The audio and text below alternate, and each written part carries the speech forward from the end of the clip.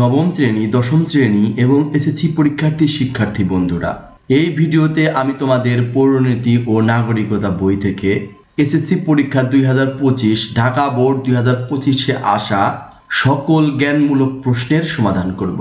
এখানে আমরা 11টি জ্ঞানমূলক প্রশ্নের সমাধান করব, যেগুলো প্রত্যেকটি সৃজনশীল প্রশ্নের ক নম্বরে থাকে।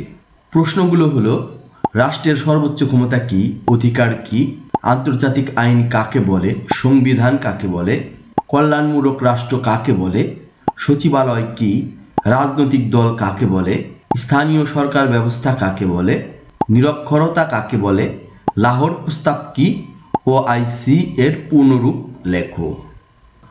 প্রথম প্রশ্নটি হচ্ছে, রাষ্ট্রের সর্বোচ্চ ক্ষমতা কি? এর উত্তর: রাষ্ট্রের সর্বোচ্চ ক্ষমতা হলো সার্বভৌমত্ব। অর্থাৎ সার্বভৌমত্ব ছাড়া কোনো রাষ্ট্র কল্পনাই করা যায় না, তাই রাষ্ট্রের সর্বোচ্চ ক্ষমতা হলো সার্বভৌমত্ব। তারপরের প্রশ্ন, অধিকার কি? উত্তর: অধিকার হলো ব্যক্তির সেই বৈধ ক্ষমতা বা সুযোগ যার মাধ্যমে সে আইনসম্মতভাবে কোনো কাজ করতে পারে বা কোনো সুবিধা গ্রহণ করতে পারে। উদাহরণ: ভোট দেওয়ার অধিকার, শিক্ষা গ্রহণের অধিকার ইত্যাদি। আন্তর্জাতিক আইন কাকে বলে?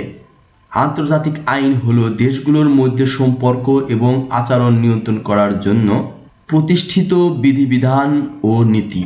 এটি রাষ্ট্র ও আন্তর্জাতিক সংস্থাগুলোর মধ্যে শৃঙ্খলা এবং ন্যায্যতা রক্ষা করে। অর্থাৎ এই পৃথিবীতে যতগুলো দেশ আছে, সেই দেশগুলোর মধ্যে সম্পর্ক কেমন হবে, আচরণ কেমন হবে, তা নির্ণয় করেছে আন্তর্জাতিক আইনে।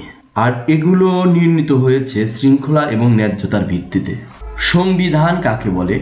সংবিধান হলো কোনো দেশের মূল আইন বা মূল বিধি, যা দেশের সরকারের গঠন, ক্ষমতার বন্টন, নাগরিকের অধিকার ও দায়িত্ব নির্ধারণ করে। অর্থাৎ একটি দেশ কোন আইনে চলবে, কোন নিয়মে চলবে, তার একটি রূপরেখাই হচ্ছে সংবিধান।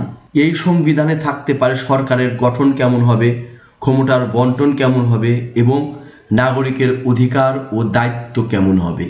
কল্যাণমূলক রাষ্ট্র কাকে বলে? কল্যাণমূলক রাষ্ট্র হলো সেই রাষ্ট্র যা তার নাগরিকদের সামাজিক, অর্থনৈতিক ও শিক্ষাগত কল্যাণ নিশ্চিত করার জন্য সক্রিয়ভাবে পদক্ষেপ নেয়, যেমন স্বাস্থ্যসেবা, শিক্ষা ও কর্মসংস্থান প্রদান। অর্থাৎ যে রাষ্ট্র তার নাগরিকদের কল্যাণের জন্য সক্রিয়ভাবে পদক্ষেপ নেয়, সেটিই হলো কল্যাণমূলক রাষ্ট্র। সচিবালয় কি? সচিবালয় হলো দেশের সরকারি কার্যক্রমের প্রশাসনিক প্রধান অফিস, যেখানে বিভিন্ন মন্ত্রণালয় ও দপ্তরের কাজ সমন্বিতভাবে পরিচালিত হয়।